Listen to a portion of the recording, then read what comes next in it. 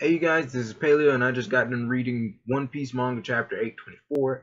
And let's just be honest, I'm not gonna talk about Luffy, Carrot, or anyone else. This is all about the Yonkos. This video is clearly about the Yonkos. This chapter is clearly about the Yonkos, no matter what they try to project. Um, Basically, we just found out, or at least they was discussing this chapter at the beginning, the possibility of whether the revolutionaries have been defeated. And the idea was never really fully confirmed. The idea was never fully confirmed in the report. It basically said that the base was trashed by Blackbeard and the Blackbeard pirates, and that the Yonko Blackbeard faced off and clashed with Cypher Pole and fled. So good thing is revolutionaries possibly are still perfectly fine. They probably had enough insight to leave beforehand. Um, as for Blackbeard, this, in my opinion, probably shows where he's at power level wise. This still shows that he's not really fully in that position yet where he's all powerful. And what I mean by that is he clashed with Cypherpole. Now, and he fled. So this could mean two things. Either the Cypher Pole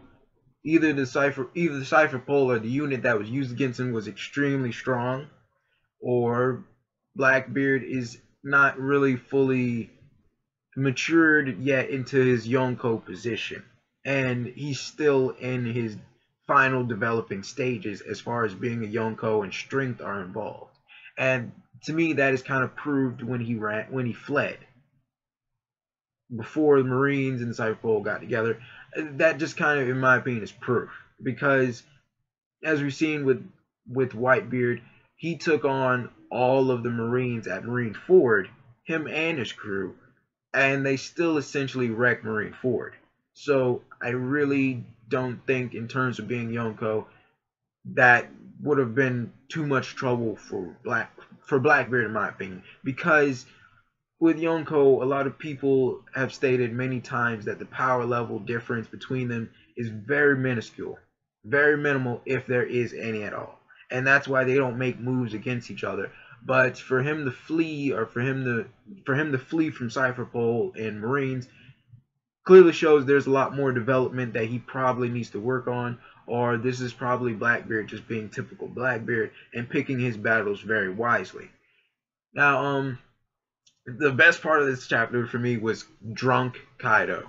Clearly drunk Kaido, especially emotionally drunk Kaido, because my literal interpretation or image of Kaido when I first saw him, when he landed in front of Eustass, Abu, and Hawkins, was like, basically he's this guy that just completely, he's just that silent guy that has all this pent up anger in him, and I was just completely took back by the whole drunk emotional side of him, crying about how his plan to make a devil fruit army was halfway destroyed.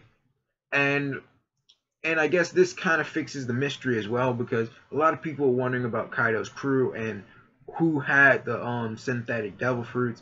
And for me, I thought the gifters had synthetic devil fruits, because in their attack on Zoe, you could see that a lot of gifters were able to transform body parts of theirs into animals, or animal parts, or something.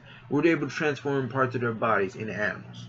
One guy transformed his hand into a wolf, other ones like different other animals and whatnot. And to me, this kind of confirmed it, because he said he wouldn't be able to make any more gifters without the Smile Productions. And it kind of also took me back, because a lot of people said he would be furious with Doflamingo if the Smiles stopped being produced. But if anything, emotional Kaido sympathized with Joker and said that he was just a little bit too weak. And I don't think Kaido was actually there during that situation, but Doflamingo was anything from weak, but he got nerfed, in my opinion. He got nerfed for that fight. It took a lot to really take down Doflamingo, so I wouldn't say he was too weak. I would just say the opportunity was not against him, and the tides are just not right. Also, did you like if you saw the manga chapter, if you saw this manga chapter, when he got angry, it was just simply beast. Especially the part with Eustass. Eustass is sitting in a cell straight bloody. And he said, so basically, he straight wrecked Eustass. He straight wrecked him. Like, I thought, since I heard Abu on the Den Den Mushi, I thought that they were all together in alliance with Kaido or something. But apparently not. Apparently not. Apparently, Abu, apparently he was smart enough to know when he was beaten, and he decided to side with Kaido. I think the situation went like this. Eustass was one of the few. Eustass was the one that resisted and probably wanted to fight Kaido and lost. I don't know about Hawkins, but I really like Hawkins. Hawkins is one of my favorite supernovas, and I really do not want him harmed. Also, Eustass is one of my favorites as well, but when you're messing with someone like Kaido and stuff like that, you're like with Eustass, his personality is very clashy. He's very standoffish, and I knew, like, regardless of who's the authority, he doesn't really stand down. And we saw that like in before, like pre-time skip, when he fought a pacifista that he thought was Kuma. And despite being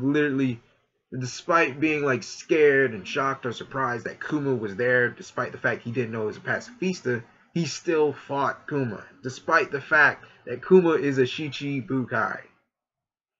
Now, I think he literally tried to have a go at Kaido, but Kaido literally beat him bloody. And Kaido is basically saying that Eustass should go back and tell Luffy and Law that that their little pirate games are nothing compared to reality. And I think Eustass is pretty much lucky to even have his arms or like his self intact. Because look at what Jack did. Look at what Jack did to basically the Duke. He basically dismembered them. They tortured all the members of Zou, like all the Mink tribe. They gassed the place. They were willing to cut off the island at its knees, basically. And the fact that Eustass is still in one piece either means he's extremely strong, or Kaido is a little bit more merciful than we were led on to believe. Also, Jack is sitting at the bottom of the ocean. Or at least at the bottom of... Yeah, I think at the bottom of the ocean. Like, not the bottom, but he's definitely down there in the water, submerged. And do I think he's going to be rescued? Probably. But I don't think it's going to be anytime soon. And usually, I think the mask acts as like a breather, underwater breather of sorts. Because he's clearly was able, is still conscious, he's not struggling to breathe or anything. If anything, he just can't move. And I think the other parts of this chapter that I thought was pretty amazing was Big Mom's crew. Like, they were basically in her territory, and it was raining cotton candy. Like if you're like a sweet tooth person, that is literally your favorite dream. Like, seriously, raining cotton candy, and Sanji even admitted it was sweet. But also, they were talking about Sanji and joining and Germa 66 and marriage, and Sanji straight up refused until they showed the picture of Pudding that he was supposed to be married, and she is beautiful. Now, Sanji, will he marry her? Definitely. I think definitely, because he's like literally. When it comes to girls, Sanji will flip-flop in a second. He will flip-flop in a second, because seconds before he was talking about how marriage with someone he doesn't know is hell, and how he just can't stand it. Saw the picture of her, and I think the whole opinion is going to be flipped right off the bat. But basically, just wow. This whole chapter was wow. Like, it really gave us insight and answered a lot of questions that I want to see go forward. And basically, I want to know what happened to Hawkins.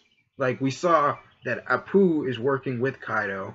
We saw that Eustass got beaten to a pulp. But what about Hawkins?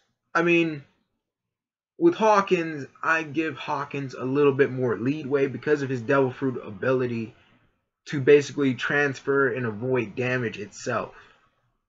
For him, all the smartest move that he has to do or he could play at this point is just play dead. Like if he's fighting Kaido, just play dead. Like after a hit, just play dead. Don't even try to bother fighting anymore. Just let Eustass get beaten to a pulp and just take it in stride and just escape.